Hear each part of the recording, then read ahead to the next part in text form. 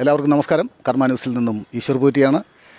ഇന്ന് നമ്മോടൊപ്പം ഉള്ളത് ബോസ്കോ കളമശ്ശേരി എന്ന് പറയുന്ന സ്വതന്ത്ര സ്ഥാനാർത്ഥിയാണ്. കളമശ്ശേരി മുനിസിപ്പാലിറ്റിയിൽ നിന്ന് ഇടതിനോടും വലതിനോടും BJPയോടും ഒക്കെ മത്സരിച്ച് തോറ്റു. പക്ഷേ കളമശ്ശേരിക്ക് ഒരു രാഷ്ട്രീയ പാരമ്പര്യമുണ്ട്, പൊതുപ്രവർത്തന രംഗത്തും ഒരു പാരമ്പര്യമുണ്ട്. അതെന്താണെന്ന് വെച്ച് കഴിഞ്ഞാൽ സ്വന്തം കിടപ്പാടം പോലും വിറ്റ് പണയം വെച്ച് അല്ലെങ്കിൽ സർവ്വതും ത്യജിച്ചുകൊണ്ട് നാടിൻ്റെ നന്മയ്ക്ക് വേണ്ടി പ്രവർത്തിച്ച ഒറ്റയാൾ പോരാട്ടം തന്നെ നടത്തിയ ആളാണ് ബോസ്കോ കളമശ്ശേരി.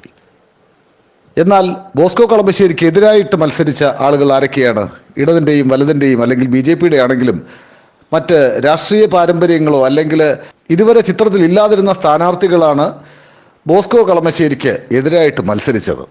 അതുപോലെ ബോസ്കോ കളമശ്ശേരിയെ നമ്മൾ അറിയുന്നത് എന്താണെന്ന് വെച്ച് കഴിഞ്ഞാൽ നിരവധി അനവധി അഴിമതികൾക്ക് എതിരെ ഒറ്റയാൾ പോരാട്ടം നടത്തിയ വ്യക്തി എന്നതിലുപരി സ്വന്തം കിടപ്പാടം പോലും പണയം വെച്ചുകൊണ്ട് ഒരു വലിയ കമ്പനിക്കെതിരെ, ഐസാറ്റ് എന്ന് പറയുന്ന ഒരു വലിയ ഇൻസ്റ്റിറ്റ്യൂഷനെതിരെ, അത് അനധികൃതമായി നിർമ്മിച്ചതാണ്, ഓരോരുത്തർക്കും കുടിവെള്ളം കിട്ടാതെ, സാധാരണക്കാരന് കുടിവെള്ളമോ അല്ലെങ്കിൽ ഓക്സിജനോ പോലും കിട്ടാത്ത ഒരു അവസ്ഥയിൽ അനധികൃതമായി എറണാകുളം പോലൊരു പട്ടണത്തിൽ അനധികൃത നിർമ്മാണം നടത്തി അത് പൊളിക്കണമെന്ന് ആവശ്യപ്പെട്ടുകൊണ്ട് ഹൈക്കോടതിയെ സമീപിക്കുകയും ഹൈക്കോടതിയിൽ നിന്നും ഈ ബോസ്കോ കളമശ്ശേരിക്ക് അനുകൂലമായിട്ട് വിധി സമ്പാദിച്ചെടുക്കുകയും ചെയ്ത ആളാണ് ശ്രീ ബോസ്കോ കളമശ്ശേരി. എന്താണ് ആദ്യത്തെ വിഷയം? എന്താണ് ആദ്യത്തെ വിഷയം? ചിഹ്നം അലൗട്ട് ചെയ്ത് എൻ്റെ രാഷ്ട്രീയ പാർട്ടികളായ സ്ഥാനാർത്ഥികൾക്ക് ചിഹ്നം അലൗട്ട് ചെയ്യുന്നതിന് മുൻപ് അവർ അത് വെച്ചിട്ടുണ്ട് ചോര എഴുതുകയും അഭ്യർത്ഥന നൽകുകയും ചെയ്തിട്ടുള്ളതാണ് എൻ്റെ ആദ്യത്തെ വിഷയം.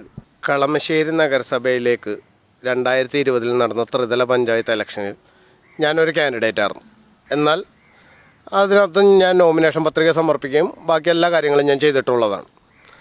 എനിക്ക് മുൻപേ എൻ്റെ ഒപ്പം മത്സരിച്ച സ്ഥാനാർത്ഥികളെല്ലാവരും തന്നെ ചിഹ്നം അലൗട്ട് ചെയ്ത് കിട്ടുന്നത് 23/11/2020 ചിഹ്നം അലൗട്ട് ചെയ്ത് കിട്ടുന്നത് 3:30 PM.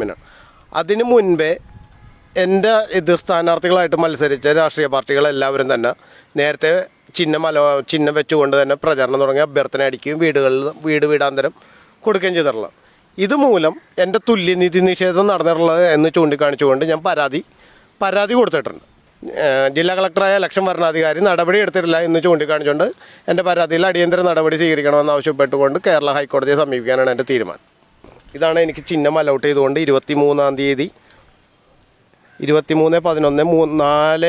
PM എനിക്ക് ചിഹ്നം അലൗട്ട് ചെയ്ത് കിട്ടിയിരിക്കുന്നത്. ഇതാണ് എൻ്റെ ചിഹ്നം, ഓട്ടോറിക്ഷ.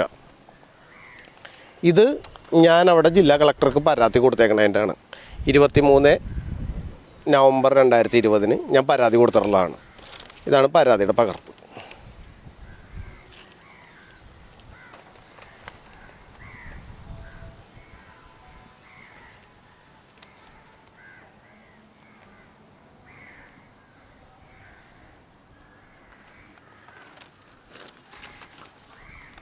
ഇതുപോലെ മറ്റൊരു വിഷയം കൂടി ശ്രീ ബോസ്കോ കളമശ്ശേരി ഹൈക്കോടതിയുടെ ശ്രദ്ധയിൽപ്പെടുത്തുകയാണ്. നമുക്കെല്ലാവർക്കും ഇപ്പോൾ അത്താണിയായിട്ടുള്ളത് കോടതിയാണ്. ആ കോടതിയിൽ അഭയം തേടിയിരിക്കുകയാണ് ശ്രീ ബോസ്കോ കളമശ്ശേരി. എന്താണ് അടുത്ത പ്രശ്നം? പാർലമെൻറ്റിലേക്ക് മത്സരിക്കുമ്പോഴും നിയമസഭയിലേക്ക് മത്സരിക്കുമ്പോഴും നോട്ടറിയെ കൊണ്ട് അറ്റസ്റ്റ് ചെയ്തുകൊണ്ട് മുദ്രപത്രത്തിൽ ഒരു അഫിഡവിറ്റ് കൊടുക്കണമെന്ന് റൂളുണ്ട്. എന്നാൽ ഈ ത്രിതല പഞ്ചായത്ത് ഇലക്ഷനിലേക്ക് വരുമ്പോൾ അങ്ങനെ ഒരു അഫിഡവിറ്റ് ഇവിടെ കാണുന്നില്ല. ഇതുമൂലം ഒരു സ്ഥാനാർത്ഥി ആകപ്പാടെ ചെയ്യേണ്ടതെന്ന് പറയണത് ഒരു വോട്ടേഴ്സ് ID കാർഡും ഒരു പിന്താങ്ങാനുള്ള ഒരാൾ മാത്രം മതി. അങ്ങനെ സംഭവിച്ചു കഴിയുമ്പോൾ ഇവിടെ സത്യവാങ്മൂലമില്ല. അത് ഒരു ഉദ്യോഗസ്ഥന്, ഒരു വരണാധികാരിയുടെ മുമ്പിലിരുന്ന് ഒരു ഒപ്പിട്ട് കൊടുക്കുവാണ്, ഞാൻ ഇന്ന കാര്യങ്ങൾ ഒക്കെ ചെയ്യത്തുള്ളൂ, നിയമാനുസൃതമായ കാര്യങ്ങളെല്ലാം ചെയ്യത്തുള്ളൂ എന്ന് പറഞ്ഞുകൊണ്ടാണ് സത്യപ്രതിജ്ഞ ചെയ്യുന്നത്. അതിനകത്ത് യാതൊരു ഇതുമില്ല. കാരണം ആ ഉദ്യോഗസ്ഥൻ ഇന്നല്ലെങ്കിൽ നാളെ മാറിപ്പോവും, മറ്റൊരു ഉദ്യോഗസ്ഥൻ വരുന്നുണ്ട്. ഇവിടെ സത്യവാങ്മൂലം കൊടുക്കണമെന്നുണ്ടെങ്കിലും അത് ഇവിടെ സബ്മിറ്റ് ചെയ്യാറില്ല എന്നുള്ളതാണ് വാസ്തവം. അതിനെതിരെയും കൂടി നടപടിയെടുക്കണമെന്നും ആ അഫിഡവിറ്റ് ത്രിതല പഞ്ചായത്ത് ഇലക്ഷനിലും കൂടി നിർബന്ധമാക്കണമെന്നുള്ളതാണ് എൻ്റെ ആവശ്യം. ഇതും ചൂണ്ടിക്കാണിച്ചുകൊണ്ടും സമീപിക്കുന്നുണ്ട്. കേരള ഹൈക്കോടതി ചൂണ്ടിക്കാണിക്കാനാണ് എൻ്റെ തീരുമാനം. നമ്മുടെ സ്വർണ്ണക്കടത്തും കള്ളക്കടത്തും അഴിമതിയും ഒക്കെ നടത്തിയ LDF സർക്കാർ വളരെ നല്ല രീതിയിലാണ് വിജയിച്ച് കയറിയത്. അപ്പം നമ്മുടെ കിറ്റ് കിട്ടിയതുകൊണ്ട് ജനങ്ങൾ വോട്ട് ചെയ്തു. എന്നാണ് പറച്ചിൽ. നമുക്കറിയില്ല അതിനെപ്പറ്റി. എന്തായാലും മലയാളികൾ നമ്മൾ കുറ്റം പറയുന്നില്ല. കാരാട്ട് ഫസലിനെ പോലെ ഒരു കള്ളക്കടത്തുകാരൻ നമ്മുടെ പാർട്ടി സെക്രട്ടറി, പഴയ party secretary Kodiyeri Balakrishnan mini കൂപ്പറിൽ യാത്ര ചെയ്തു, അതുകൊണ്ട് വലിയ അഴിമതി നടത്തി, അങ്ങനെയാണ് ഇങ്ങനെയാണെന്ന് പറഞ്ഞ് വലിയ പരാതിയും പരിഭവവും കുപ്രചരണങ്ങളൊക്കെ ഉണ്ടായിരുന്നല്ലോ. അതൊക്കെ ജനം പുല്ലുവിലയ്ക്കാണ് എടുത്തത്.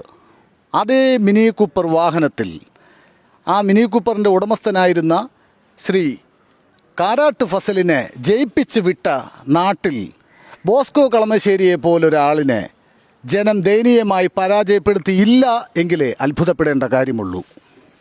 എത്ര വോട്ട് കിട്ടി? 17 വോട്ട്. 17 വോട്ടാണ് ബോസ്കോ കളമശ്ശേരി കിട്ടിയിട്ടുള്ളത്.